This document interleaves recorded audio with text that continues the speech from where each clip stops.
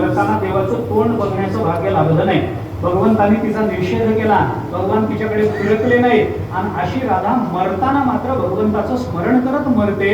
याचा अर्थ काय सांगा ना.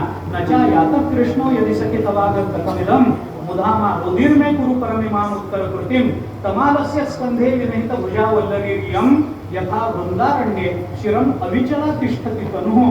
अशी राधेची भावना भक्तिशास्त्राने बोलून दाखवलेली आहे. याचा सगळ्याचा अर्थ काय.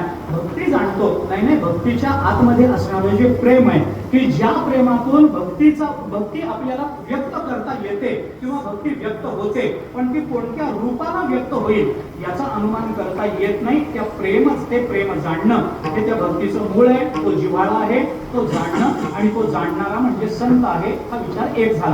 दुसरा विचार प्रारंभ, भक्तीचा प्रारंभ कुठून होतो याचा एक थोडासा विचार आपल्याला करता येऊ शकतो. थोडासा विचार सांगतो, विस्ताराला आपल्याकडे वेळ नाही, तेवढा वावही नाही, पण एक विचार फक्त सांगतो. भक्ती प्रेमाचा उदय कसा होतो, अंतःकरणामध्ये भक्ती प्रेम कुठून निर्माण होतं आणि ते निर्माण होण्याकरता काय काय करावं लागतं.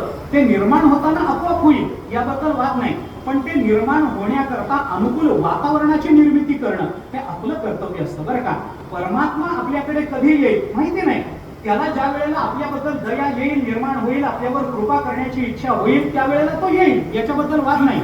पण तो यावा याच्याकरता अनुकूल वातावरण तरी आपण निर्माण केलं पाहिजे की नाही. म्हणजे आपल्या घरात आपण भजन तरी केलं पाहिजे की नाही, आपल्या घरात रामकृष्ण हरी तरी म्हणत राहिलं पाहिजे की नाही, आपल्या घरामध्ये ज्ञानेश्वरी गाथा वाचत राहिलं पाहिजे की नाही. हा, तो यायचा तेव्हा येईल, पण अनुकूल वातावरण निर्माण करणं हे जसं आपल्या हातात असतं.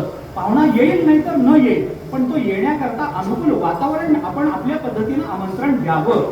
तो येईल न येईल त्याच्या इच्छेचा प्रश्न आहे. तो मोठा माणूस आहे, त्याच्या मागे व्याप आहे, यायचा तर येईल, न यायचा तर न येईल, पण आमंत्रण देणं आपलं काम आहे की नाही. आपण आमंत्रण द्यावं. तो आला तर ऐन वेळेला गडबड होऊ नये म्हणून हार आधीपासून आणून ठेवावा. तो म्हणजे जे काही असेल ते मी उदाहरण म्हणून आपल्याला लौकिकातलं बोलतोय. अहो मला सांगा, हे जाऊ द्या, बाकीचं सगळं जाऊ द्या. मला सांगा, शबरीला परमात्मा भेटले